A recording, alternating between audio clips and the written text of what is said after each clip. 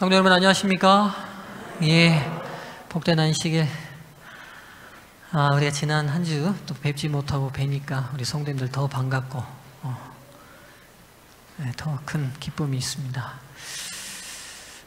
날이 많이 좀 싸늘해졌습니다. 우리 앞뒤 좌우 성도님들과 또 급하게 오시느라고 인사 못 나누셨을 텐데 서로 인사 좀 나누시면 좋겠습니다.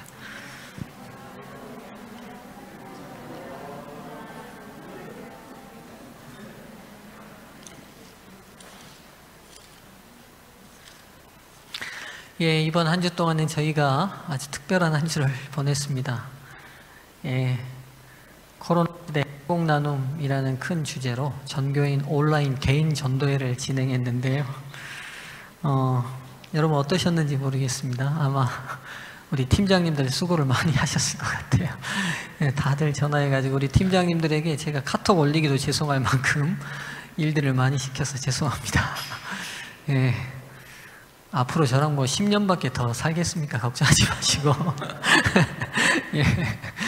하여튼 수고들 많이 하셨습니다. 이번에 뭐 저희가 일단 오전 중에 통계들을 내서 내일 이제 주보에 지금 다 넣어놨습니다. 넣어놨는데요. 매일 저녁 우리 11개 목장 혹은 10개 목장에서 60명에서 70명의 성도들이 약 300명에게 말씀을 나눴어요.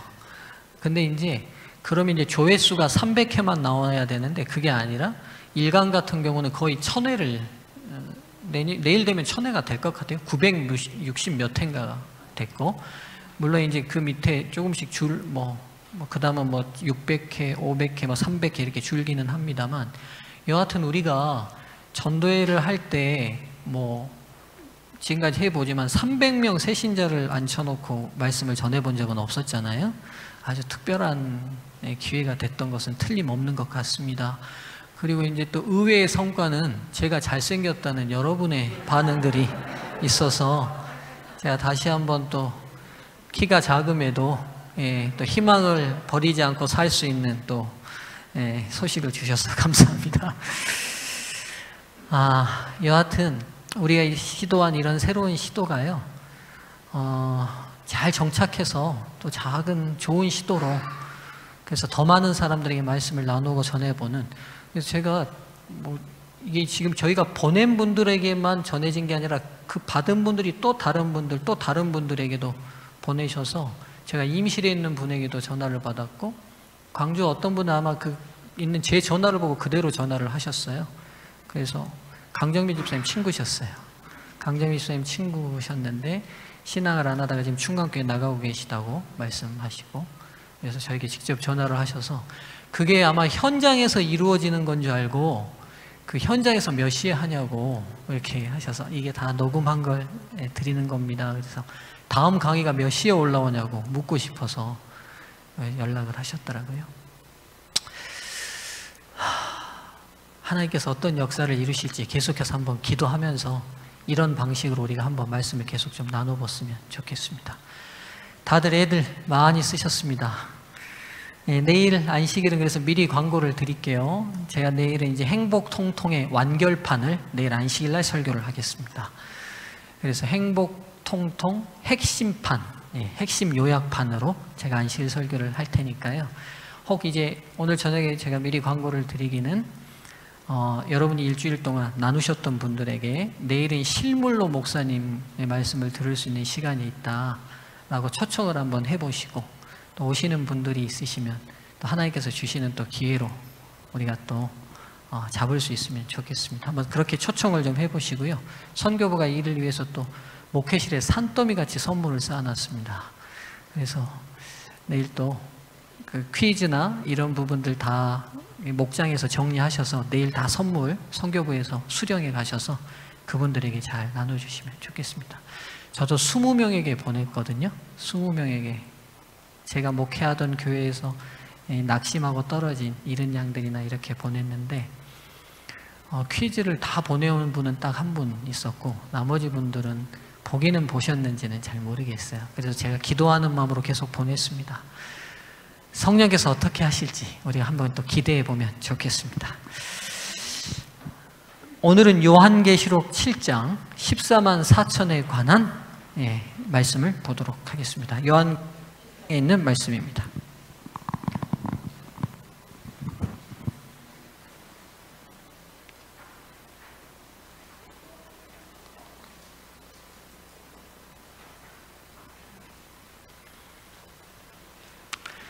자, 지금 2주가 지났으니까요. 자, 저희가 지금 7인에 대한 계시를 지난 시간까지 다 마쳤어요. 자, 6째 인을 뗐을 때 재림의 광경이 펼쳐졌어요. 그렇죠? 예수님께서 심판자의 모습으로 나타나시자 이 땅에서 끝까지 하나님의 주권을 무시했던 악인들이 어떻게 반응했어요? 돌들아, 바위들아, 내 위에 떨어져서 저 어린 양의 보좌에 앉아있는 진노에서 나를 가려달라고 하는 장면이 6째 인이었습니다. 그리고 이제 7째 인에 예수님이 나여 온 하늘이 반시 동안 고요한 장면으로 7째 인이 마쳤어요. 근데 이제 이 6째 인을 뗐을 때 이 악인들이 영광 속에 재림하시는 예수님의 모습을 보고 그들이 고통스럽게 외치는 말 중에 중요한 말이 있었어요. 그게 뭐냐면 누가 능히 서리요. 우리를 2000년 전에 구속주로 오신 예수님이 아니라 이제 우리 안에 있는 모든 죄를 심판하러 오시는 심판자로 오시는 예수님 앞에 이 악인들이 견딜 수 없는 심정을 가지고 외친 말이 이 6째 인 끝에 있죠. 6장 보시죠. 17절 마지막 절입니다. 우리 함께 좀 읽어보겠습니다. 6장 17절 시작. 그들의 진노의 큰 날이 이르렀으니 누가 능히 서리요 하더라. 야, 이 심판자이신 예수 그리스도의 영광의 모습 앞에 이 악인들이 누가 서겠는가? 라는 비통한 질문 섞인 호소, 그 외침, 이 질문에 대한 답이 7장입니다. 누가 선다? 하나님의 인자는 선다. 이거예요. 이게 그래서 7장이 14만 4천이 그래서 등장하는 거예요. 그래서 6장 6째 인과 7째 인 사이에 이 7장이 삽입돼서 들어가 있어요. 삽입돼 들어가 있는 장입니다. 그러니까 6장 6째 인과 7째 인 사이에 바로 연결되지 않고 예수님의 재림하는 장면 속에서 이 악인들의 외치는 질문, 누가 능히 서겠는가? 도대체 누가 설 수 있어요? 이럴 때 도대체 예수님이 재림하시는데 저 영광스러운 모습으로 심판자로 오시는데 감히 누가 저분 앞에 설 수 있습니까? 이 악인들이 이렇게 질문하니까 7장이 능히 서는 사람들을 보여주고 있어요. 그게 이제 14만 4천의 이야기입니다. 자, 이제 7장의 배경을 이해하셨죠? 왜 7장이 삽입장으로 들어가 있는지를 이해하시고 보셔야 돼요. 자, 이제 7장 1절부터 먼저 3절까지만을 보겠습니다. 천천히 읽을게요. 다시 말씀드립니다. 글을 읽으시면서 여러분은 머릿속으로 요한이 봤던 이상으로 옮기셔야 돼요. 이 일 후에 내가 내 천사가 땅 내 모퉁이에 선 것을 보니 땅의 사방의 바람을 붙잡아 바람으로 하여금 땅에나 바다에나 각종 나무에 불지 못하게 하더라. 자, 이 첫 번째 장면이에요. 땅 사방에 누가 서 있어요 지금? 4명의 천사가 서서 뭘 붙들고 있어요? 예, 바람을 붙들고 있어서 이 바람이 땅과 바다와 나무를 휩쓸지 못하도록 붙들고 있는 장면을 요한이 계시 속에 보게 됩니다. 2절 또 봄에 다른 천사가 이제 이 바람을 잡고 있는 4명의 천사 외에 또 다른 천사가 살아계신 하나님의 인을 가지고 해 돋는 데로부터 올라와서 땅과 바다를 해롭게 할 권세를 얻은 4 천사를 향하여 큰 소리로 외쳐. 자, 이제 머릿속으로 그려지시죠? 바람을 막 못 불게 붙잡고 있는 4 천사가 있는데 하나님 계시는 동편 해 돋는 데서부터 한 천사가 올라왔어요. 그리고는 이 천사의 손에 뭐가 들려 있어요? 예, 하나님의 인을 가지고 있어요. 그리고 이 천사가 이 바람 잡고 있는 4명의 천사에게 이렇게 말합니다. 3절이 말하고 있어요. 가로되 우리가 우리 하나님의 종들의 이마에 인치기까지 땅이나 바다나 나무나 해하지 말라 하더라. 그러니까 이 천사가 뭐라고 얘기하냐면 이 바람 잡고 있는 천사들에게 힘들더라도 잘 붙들고 있어라. 지금 내가 하나님의 도장을 가지고 왔는데 이 도장으로 이 땅에 있는 사람들 중에 하나님 백성에게 내가 도장을 찍을 테니 이 일이 마치기 전까지 이 바람을 뭐하고 있어라? 붙잡고 있어라. 이 장면이 1절부터 3절까지의 장면이에요. 아시겠죠? 그럼 이제 이 장면 하나하나를 이게 상징이니까 어떤 내용인지를 이제 하나하나 좀 성경을 대입해서 풀어봅시다. 자, 지금 땅의 사방, 계시록에서 땅 사방을 지칭하면 온 세상 전체를 지칭해요. 온 세상 전체를. 자, 여러분 성경에서 숫자가 가지고 있는 상징성이 있죠. 자, 7이 무슨 수라고 그래요? 완전의 수예요. 왜 완전의 수입니까? 그 다음에 또 하나 완전수가 또 있어요. 뭐요? 12가 또 완전수예요. 왜 그러죠? 이게 이제 자 보세요. 7과 12가 완전의 수가 된 이유가 있어요. 자 보세요. 하나님 몇 분이시죠? 삼위 하나님이시잖아요. 그 다음에 이 지구를 상징할 때 내 모퉁이, 사방이라고 늘 지칭하거든요. 그래서 인간을 지칭하는 게 사람의 수를 뭐로 나타내요? 사로 나타내죠. 그러니까 하나님과 사람이 더해진 것이 완전히 된 거예요. 아시겠어요? 그 다음에 하나님과 사람이 곱해진 게 완전히 된 거예요. 이래서 이 영적인 숫자의 의미가 나타난 거예요. 자, 그래서 지금 사방은 온 세상에 영향을 미친다는 걸 알 수 있어요. 그러니까 사방에. 그럼 이 바람이 뭐냐 하는 거예요. 바람. 예, 다니엘에 보면 이 바람이 우리가 뭔지 잘 알아요. 예, 바다에서 바람이 불었다면 이게 바람이 뭘 상징하는지 다니엘이 해석해줘요. 전쟁이라는 의미를 해석해주지만 또 하나의 의미가 있어요. 예레미야 23장 19절과 20절을 찾아보세요. 제가 써드릴게요. 예레미야 23장 19절과 20절. 누가 찾아서 한번 읽어보시겠어요?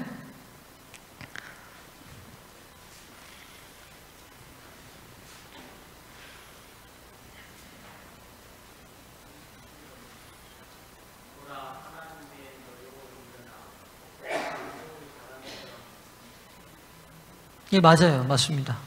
읽어보십시오.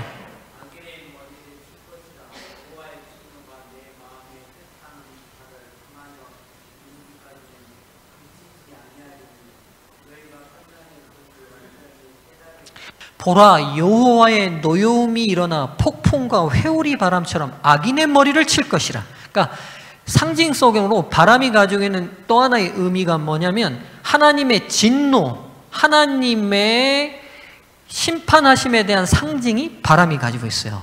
바람이라는 의미가 가지고 있어요. 그렇다면 지금 이 땅에 미칠 하나님의 진노의 심판을 지금 천사들이 붙들고 있는 형국인가를 알게 돼요. 그러면 인내 작업이 끝나고 나면 이 천사들이 이 바람을 어떻게 하겠죠? 놓겠죠. 그러면 이 땅에 하나님의 진노의 폭풍이 휩쓸고 지나가게 될 거예요.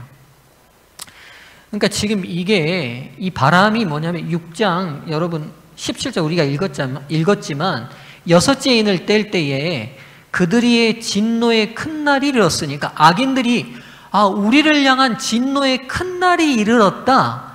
곧 그 이 진노의 큰 날이 7장에서는 상징으로 바람으로 묘사된 거예요.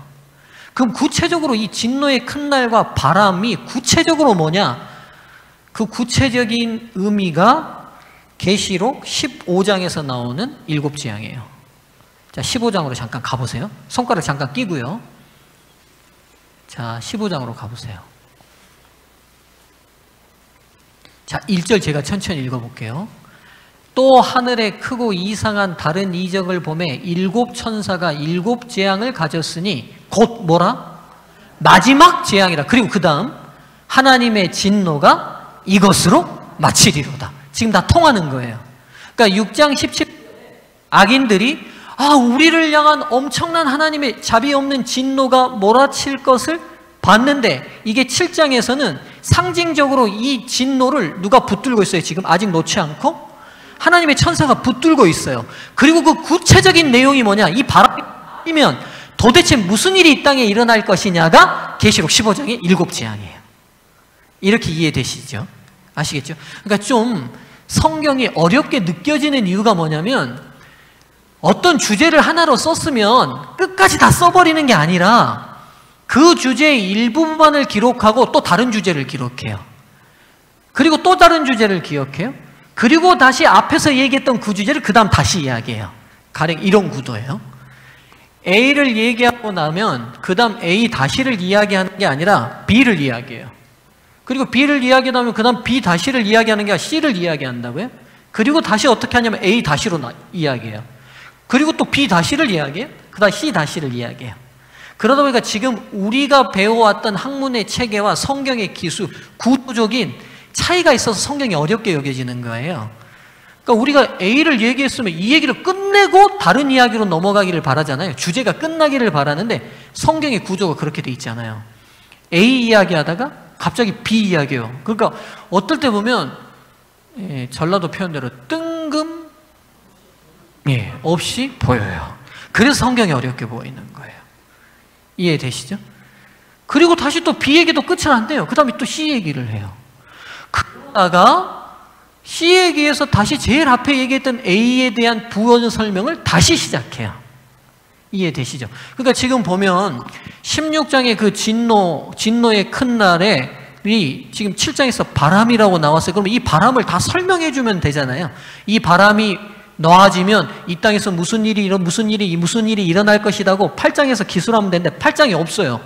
그리고 뚝 띄어서 어디가에 나와요? 15장가에 나와요.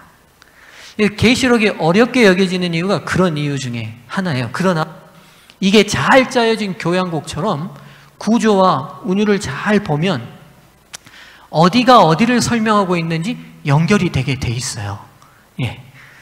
자, 돌아갈게요. 즉, 지금 이 네 천사들이 붙들고 있는 이 바람은 악인을 향한 하나님의 진노의 폭풍이에요. 그렇죠? 마지막 진노의 재앙이에요. 이 재앙이 나아지기 전에 먼저 있는 일이 있는 거예요. 그게 뭐예요? 천사가 뭘 치고 다니는 거예요? 인을 치는 거예요. 자,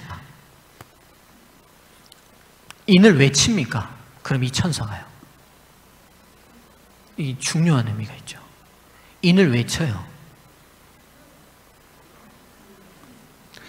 집게나 사보신 분들 내 거 될 때 마지막에 못 찍어요. 저는 집을 안 사도 합니다. 도장 찍습니다. 도장 찍어요. 최종 소유권을 나타낼 때 뭘 찍어요? 인을 찍어요. 지금 이 천사가 하는 작업이 굉장히 중요한 작업이에요. 이게 인류가 생긴 이래 언제나 하나님의 백성들이 시대별로 있었어요. 그러나 이제 최종적으로 더 이상의 더 시간이 없이 마지막 하나님의 소유된 백성들에 대한 최종적 확인을 하는 작업이 이때 이루어지고 있는 거예요. 이때 인 못 맞으면요. 뭐가 끝나요? 여러분 근데요 하나 아셔야 될 게 있어요. 하나님만 인을 칠까요? 사탄도 인을 칠까요? 어디 나와 있어요? 사탄 인 친다는 말이. 예? 자신 있게 말했으니까 성경에서 대보세요. 여러분 생각으로 말하지 말고 자신 있게 말하셨으니까. 이선희 집사님 예쁘게 파마하셨는데 대답 좀 한번 해주세요. 예. 자, 이렇게 여러분에게 다 관심이 많습니다. 예. 예. 여러분 대답해 보십시오. 어디 있어요? 성경으로 대답하세요. 성경으로. 사탄도 금방 인친다고 하셨잖아요. 어디 있어요 그러면? 계시록 13장 보세요. 계시록 13장 16절 17절 보세요. 여러분 다 잘 아시는 거예요. 연결을 못했어서 그러신 거지. 13장 16절 17절. 저가, 지금 사탄이에요? 짐승이에요? 모든 자, 곧 작은 자나 큰 자나 부자나 빈궁한 자나 자유한 자나 종들로 그 오른손이나 이마에 뭐를 받게 하고? 표를 받게 하고, 누구든지 이 표를 가진 자 외에는 매매를 못하게 하니 이 표는 곧 짐승의 이름이나 그 이름의 수라. 사탄이 누구에게도 인을 쳐요? 자기 백성에게 인쳐요. 표를 해요. 표식을. 그러니까 지금 마지막 때에 일곱 재앙이 내리기 전에 양측에서는, 양측 선악의 대쟁투의 최고 사령부에서는 마지막 최후에 하는 작업에 돌입해요. 그게 뭐냐? 하나님의 백성들은 하나님의 인을 쳐서 하나님 소유라는, 하나님 것이라는, 누구도 침범할 수 없는 내 소유라는 최종적 작업을 마무리하고, 사탄 또한 더 이상 하나님 편에 가담하지, 오직 너희는 내 편이다. 라고 하는 짐승의 표가 쳐져요. 그래서 지금 이 시간은 우리가 누구 소유가 될 건지를 결정해야 될 엄숙한 시간이에요. 엄숙한 시간이에요. 한번 짐승의 표 받으실 분 손 한번 들어보십시오. 아무도 없으시죠? 바라기는 더 많은 사람들이 하나님의 인을 받아야 되지 않겠습니까? 자, 돌아가시죠. 그럼 이 인맞은 백성들의 중요한 특징이 두 가지가 있어요. 그게 계시록 12장 17절과 14장 7절에 나오는데요. 오늘 찾지 마세요. 이 부분은, 이들의 특징은 이 부분으로 가서 제가 다루겠습니다. 하나님의 인을 맞는 백성들의 특징은요. 자, 다시 7장으로 갑니다. 자, 이제 이 하나님의 인을 맞는 백성에게는요, 두 가지의 특징 혹은 특권이 생기는데, 첫 번째, 하나님의 소유라는, 하나님의 백성이라는 최종적 확인을 받게 되는 게 먼저 첫 번째 특징이에요. 두 번째는 뭐냐? 이 일곱 재앙의 재앙을 받아, 일곱 재앙으로부터 보호함을 받는 특권을 받아요. 이런 샘플이 이미 구약시대에 있었어요. 언제요? 출애굽 때. 맞아요. 그러니까 지금 잘 보세요.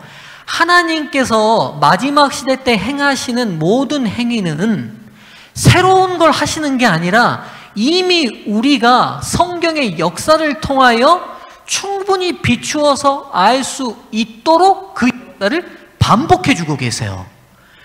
출애굽 때 하나님께서 당신의 주권을 인정하지 않는 온 세상의 대표격인 이집트에 당신의 열 재앙을 내리시잖아요. 그 열 재앙이 내렸을 때 고센 땅은 어땠어요? 그 재앙으로부터 보호함을 받았잖아요. 보호함을 받았잖아요. 그러니까 여러분, 제가 어렸을 때 재림교인으로 컸잖아요. 일곱 재앙 얘기할 때 제가 굉장히 많이 두려웠던 기억이 있어요. 어렸을 때는 계시록 연구를 참 많이 했어요. 계시록을 진짜 저희 어렸을 때는 계시록을 참 많이 들었는데, 그 계시록을 들을 때마다 제 마음에 늘 드는 생각은 뭐냐면, 아, 예수님 재림하시기 전에 나는 빨리 나를 죽여주셔서 잠재우시면 좋겠다. 네. 연약한 사람은 미리 잠재워 주신다는 약속이 있었으니까 나는 그 부류에 좀 잠재웠으면 좋겠다는 두려움이 늘 있었어요. 그 당시 계시록을 잘 가르치셨겠지만 어린 저에게 그런 두려움으로 인식됐던 종말이라면 제가 볼 때 굉장히 중요한 게 빠진 거예요. 여러분, 고센 열 재앙이 애굽 땅에 내렸을 때 두려웠을 겁니다. 생각해 보세요. 개구리 떼가 막 온 천하를 다 덮고, 막 하늘에 우박이 내려서 짐승이 막 다 죽고, 막 메뚜기 떼가 막 농작물을 싹 먹어버리고, 마지막 열 재앙은 초태생이 다 죽어버리니 얼마나 두려웠겠어요. 그러나 하나님의 백성이 머무는 고센 땅은 어느 재앙도 내리지 않고 보호함을 입었습니다. 예수 안에는 온전한 사랑은 두려움을 몰아냅니다. 아무리 무서워도 부모 옆에 있으면, 제가 뭐 설교 중에도 제 어렸을 때 여러 불안했던 제 가정 환경을 말씀드렸는데, 제가 그러다 보니까 우리 어머니 등에 참 오래 엎여 살아서 제가 지금도 오다리가, 군대 가서 제가 고생 많이 했습니다. 다리가 안 붙어가지고 하도 등에 많이 엎여 다녀가지고 엉덩이 힘을 줘야 붙는데 지금은 이제 붙지도 않네요. 그때는 붙었는데 지금 힘줘도 안 붙어요. 그리고 제가 초등학교 2학년 넘어서까지 우리 어머니 젖을 만졌어요. 그래가지고 우리 외숙모가 초등학교 2학년 때 시집을 완도에서 저희 집으로, 이제 저희 외삼촌하고 결혼을 해서 이제 왔는데, 우리 외숙모가 나중에 그래요. 정환아, 나는 놀랬대요. 자기가 이제 시댁에 인사하러 왔는데, 제가 초등학교 2학년 우리 어머니 품으로 제가 그냥 그 어른들 다 앉아있는데 쏙 가더니만 엄마 가슴에다 손을 넣고 젖을 만지더래요. 제가. 근데 저도 기억이 나요. 제가 그렇게 했어요.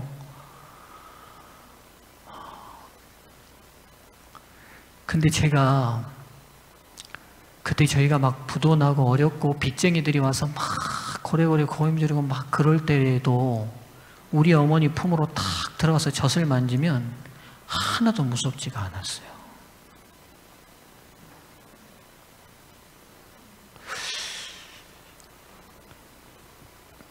우리 아버지 품은 더 든든할 겁니다. 우리 하늘 아버지의 품은 우리 눈앞에 어떤 재난이 와도 두렵지 않을 넉넉한 사랑과 능력의 품임을 잊지 않으시게 되기를 바랍니다. 자, 이제 이 무리들이 누구냐? 이 무리에 대한 인치는 사업이 시작이 됩니다. 자, 4절부터 8절까지 보겠습니다. 자, 논란의 대상의 핵심인 구절이 14만 4천. 신천지 댁에 신천지 교회 덕에 우리가 14만 4천이 얼마나 유명해졌는지. 예. 자, 4절부터 8절까지 제가 천천히 읽겠습니다. 내가 입맞은 자의 수를 들으니 이스라엘 자손의 각 지파 중에서 입맞은 자들이 14만 4천이니 유다 지파 중에 입맞는 자가 1만 2천이요 르우벤 지파 중에 1만 2천이요 갓 지파 중에 1만 2천이요 아셀 지파 중에 1만 2천이요 납달리 지파 중에 1만 2천이요 무사세 지파 중에 1만 2천이요 시므온 지파 중에 1만 2천이요 레위 지파 중에 1만 2천이요 이사갈 지파 중에 1만 2천이요 스불론 지파 중에 1만 2천이요 요셉 지파 중에 1만 2천이요 베냐민 지파 중에 입맞은 자가 1만 2천이라. 먼저 그냥 무식한 질문 하나 하겠습니다. 이 14만 4천이 상징수입니까? 아니면 진짜 실수입니까? 제가 어렸을 때 어른들이 이거 가지고 참 많이 싸웠습니다. 안식일교회 밥 좀 드신 분들 다 아실 겁니다. 예. 무식한 질문 다시 한번 할게요. 이거 실제 수입니까? 하늘 가는 이게 백성 수잖아요. 지금 이 입맞은 백성의 수니까 14만 4천이 살아서 구원받 이 14만 4천이 실제 수입니까? 상징 수입니까? 손 들어볼까요? 예. 상징 수다. 예. 내리시고 실제 수다. 예. 내리시고 바쁘다. 요즘. 자, 제가 답을 내리지 않고요. 제 설명을 해가면서 여러분이 답을 스스로 얻어가면 좋겠습니다. 일단 여러분 14만 4천이라는 숫자적 의미를 먼저 좀 알 필요가 있습니다. 자, 보시죠. 14만 4천이라는 수가 어떻게 나왔느냐 보면 12 곱하기 12 곱하기 1000입니다. 이렇게 해서 14만 4천의 수가 만들어졌어요. 그렇죠? 그리고 각 지파에서 1만 2천 명씩 돼서 14만 4천이 됐는데 수를 풀어보면 이렇게 됩니다. 12 곱하기 12 곱하기 1000이라는 수가 돼요. 그럼 여러분 먼저 이 수가 실수다 상징수다를 떠나서 이 숫자가 가지고 있는 의미를 보시면 알아요. 지금 12는 일단 어떤 수죠? 완전수예요. 그래서 구약의 하나님이 이스라엘을 세울 때 몇 지파를 선택하시고 12지파를 세우시고 신약의 교회를 다시 세울 때 몇 명의 제자를 세우시고 12제자를 세우셨어요. 그래서 예루살렘 성의 문은 몇 개고? 12개. 근데 각 문마다 뭐가 써있다? 12지파의 이름이 써있다고 돼 있어요. 계시록 보면. 그 다음에 기초석이 몇 개고? 예루살렘 성의 기초석이 12보석이고 그 12보석마다 누구의 이름이 써있다? 사도들의 이름이 써있다. 예, 몰라도 괜찮습니다. 그 장면 가면 다시 제가 반복할 겁니다.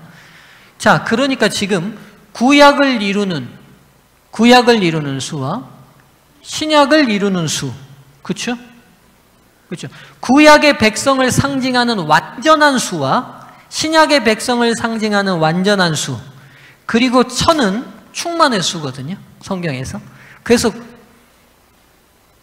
군대 최고 조직이 천부장이잖아요. 천부장. 그렇죠? 나중에 천의 의미는 다음 시간에 또 제가 또 할게요. 여하튼 구약의 백성을 하나님의 백성을 상징하는 완전의 수와 신약의 백성을 상징하는 완전의 수가 곱해져서 나온 수예요. 그렇다면 이 수가 영적인 상징적 의미가 더 크겠어요? 아니면 실제적 의미가 더 크겠어요? 답을 마음속으로 해보시고요. 그 다음 질문으로 그 다음 문제로 제가 또 넘어가 보죠. 자, 보세요. 일단 이 12지파, 성경에서 기록된 이 12지파가 지금 요한계시록이 기록될 당시, 요한이 살아있을 당시에 지금 이 12지파가 있는 지파예요? 없는 지파예요? 그러니까 지금 말고 요한이 살아있는 당시에, 전 요한이 이 계시록을 기록할 때 이 12지파가 존재했던 지파예요? 아닌 지파예요? 예, 이것도 손 들어야 될까요? 자, 했을 것 같죠? 예, 예. 그렇죠. 살았을 것 같아요. 네, 맞습니다. 자, 그러면 아이고 이게 안 지워지네요. 자 보시죠.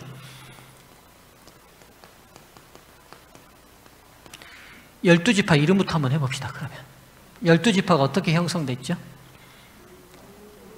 르우벤, 그 다음요 차근차근 해보세요. 시므온, 그 다음 레위, 그 다음 유다, 그 다음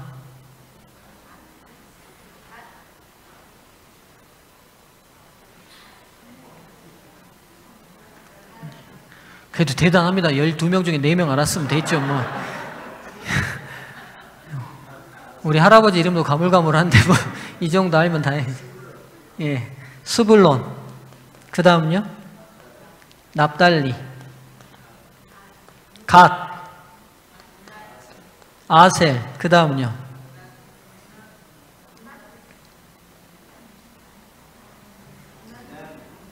자 다시 할게요. 스불론 다음에 이사갈, 그 다음에 단과 납달리, 그 다음 요셉과 베냐민.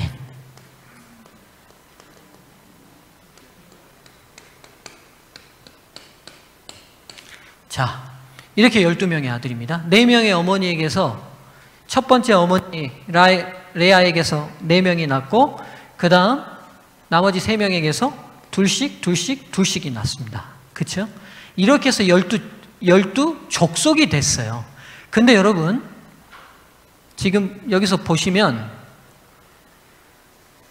남북 왕조가 쪼개지면서 남북 왕조는 언제 쪼개졌어요? 누구 때 쪼개졌어요? 예, 그러니까 이 계시록을 이해하려면 성경 전반에 대한 이해가 없이는 이게 어려운 거예요. 자, 첫 번째 왕 사울, 두 번째 다윗, 세 번째 솔로몬.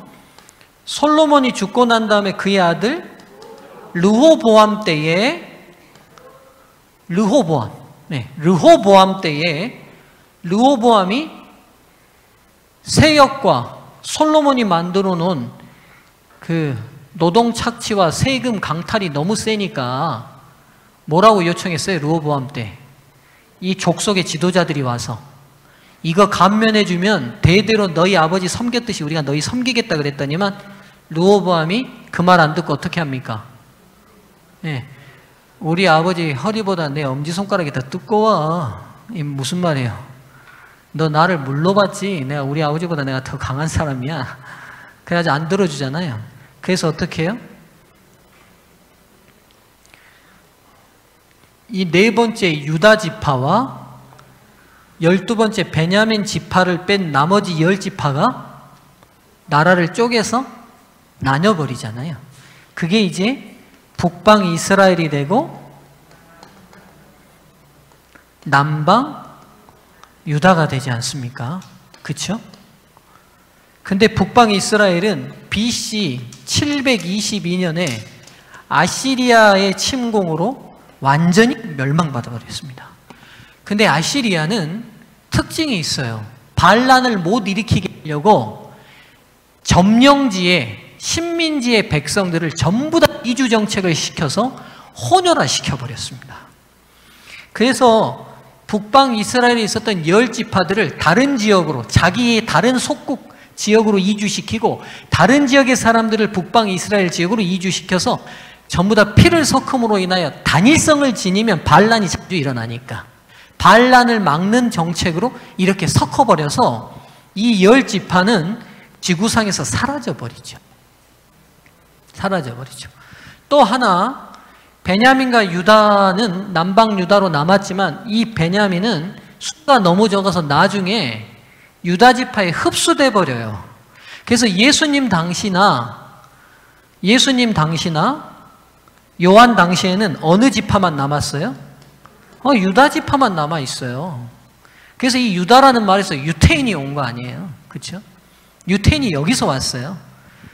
그러니까 지금 12지파를 계수하고 있는 이 계시를 봤을 때의 요한은 이미 루벤 지파도 본 적이 없고 갓 지파도 본 적이 없고 아셀 지파도 본 적이 없어요. 오직 지금 현재는 누구밖에 안 남아 있어요? 유다 지파밖에는 없어요. 유다 지파밖에는. 그럼 이 12지파가 실제적인 지파겠어요? 아니면 상징적인 의미가 더 있겠어요? 이제 마음속으로 대답하시고요. 자, 이제 또 하나 중요한 문제가 있어요. 자, 봅시다. 아이고.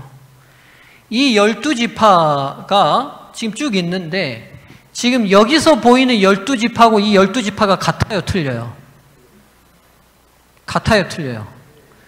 자, 이제 보세요. 성경 확인하세요. 지금 이 야곱이 나온 12아들의 지파와 성경 지금 계시록에 있는 이 12지파 14만 4천으로 셌던 이 12지파하고 이름들이 다 같은지 틀린지 찾아보세요. 예, 틀립니다. 틀려요. 빠져있는 지파들이 있어요. 뭐하고 뭐가 빠졌습니까? 찾아보십시오. 두 지파가 빠져 있어요.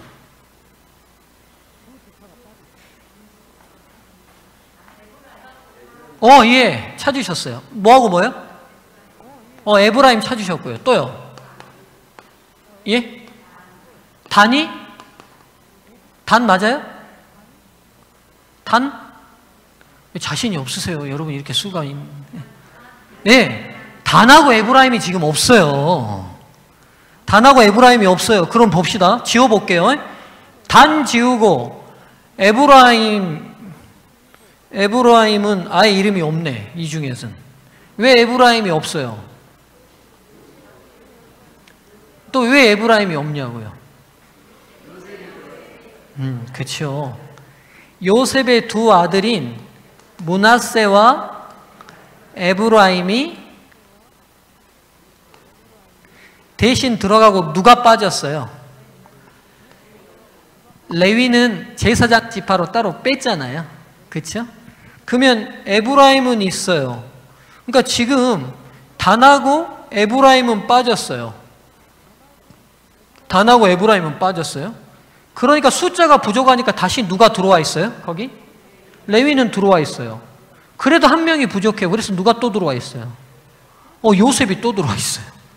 그러니까 지금 이건 구약에서 사용했던 12지파의 이름이에요? 아니에요? 아니에요, 여러분. 12족속을 나타낼 때 이렇게 사용하든지 아니면 레위지파를 뺄 때는 에브라임과 므낫세가 들어가서 12를 완성하는 게 구약의 상례였어요. 근데 지금 이 요한계시록의 12지파는 단과 에브라임을 빼버리고 수가 부족하니까 므낫세하고 요셉을 끼워놓고 레위를 끼워놓으면서 12를 마친 계시록에만 있는 특별한 지파예요. 제 말 이해되세요? 이해되시죠? 왜 그랬냐는 거예요, 그럼.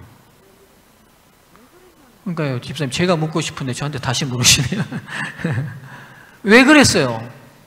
그러니까 이 구약에서는 안 쓰인 12지파예요, 지금 이 12지파가. 레위가 들어가면 에브라임과 므낫세가 빠지고 요셉이 들어왔으면 됐고요. 에브라임과 므낫세가 들어올 때는 레위가 빠져서 제사장으로 따로 구별을 시켰어요, 구약에서. 12지파를 쓸 때는. 근데 지금 이 14만 4천을 계수하는 12지파는 한 번도 성경에서 등장하지 않는 12지파 계수법이에요. 단과 에브라임을 빼고 요셉, 레위를 집어넣었어요. 왜 그랬을까요?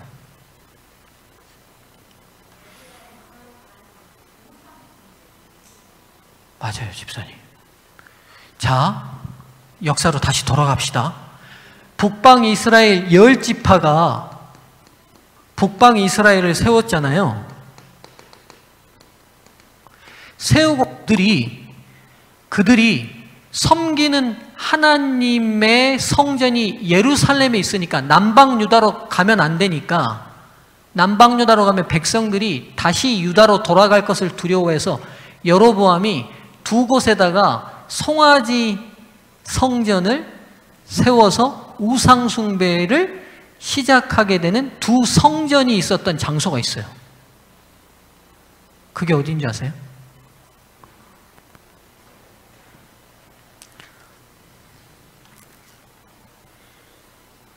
열왕기상 12장으로 가십시오. 열왕기상 12장.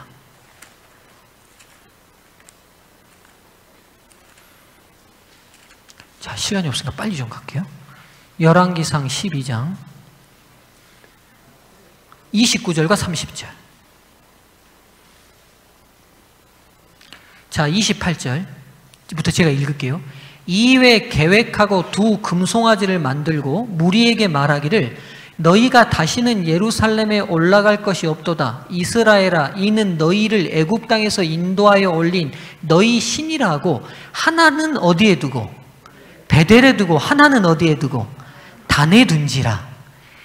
이 일이 죄가 되었으니 이는 백성들이 단까지 가서 그 하나에게 숭배함이더라. 즉 근본적으로 북방 이스라엘이 여호와 하나님을 섬기는 신앙에서 떠나게 된 근본적 근거를 제공했던 두 신전이 베델과 단에 설치되게 돼요. 근데 이 베델이 어느 지역이냐면 에브라임 지파의 땅이고, 단은 단 지파의 땅이에요. 그럼 보세요. 이 14만 4천은 하나님의 입맞는 백성이잖아요. 하나님의 백성이잖아요. 하나님의 백성으로 인치는 마지막 최종적 작업에 있어서 우상숭배의 근본적 근거지를 제공하고 그 근거, 우상숭배의 최일선에 앞장섰던 두 지파가 들어오는 건 이 백성의 상징성에 맞아요, 틀려요? 틀리죠. 그래서 이 12지파라는 성격이 오직 하나님의 진정한 사랑에 충성하는 백성들인 하나님의 백성들이기에 베델과 단에서 금송아지를 우상을 숭배했던 근본적 우상 숭배의 본거지를 제공했던 에브라임과 단을 둘을 빼버렸고 요셉과 레위를 보충하여 넣음으로 인하여 이 12를 완성합니다. 그러면 이 12이 실제적인 수겠어요? 상징적인 의미겠어요? 상징적인 의미죠.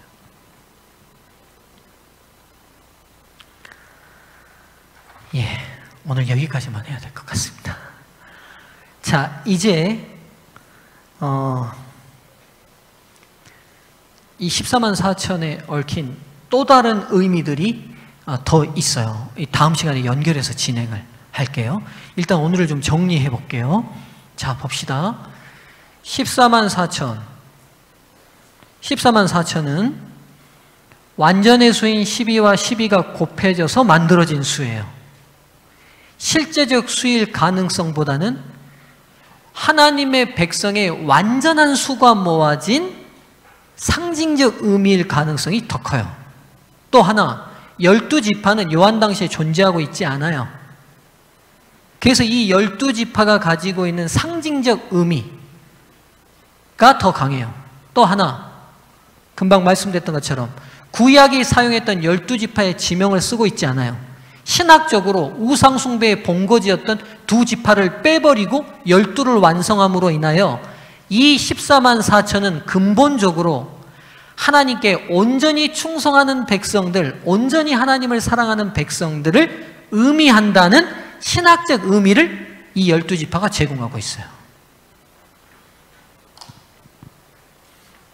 다음 시간에 연결해서 더 하도록 하겠습니다. 기도하겠습니다.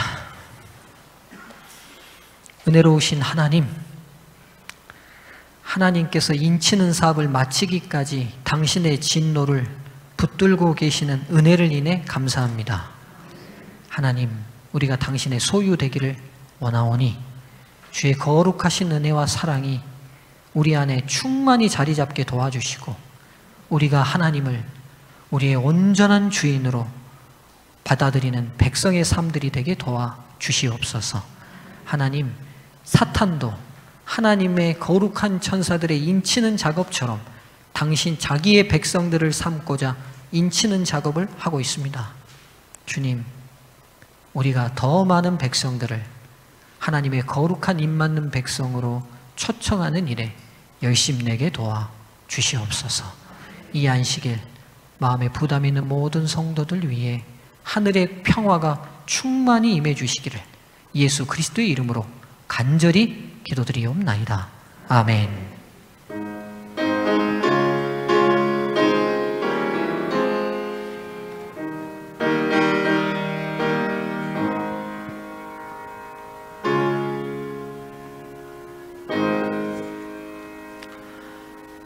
예, 우리 11월 직원회를 지금 바로 진행하겠습니다. 직원들은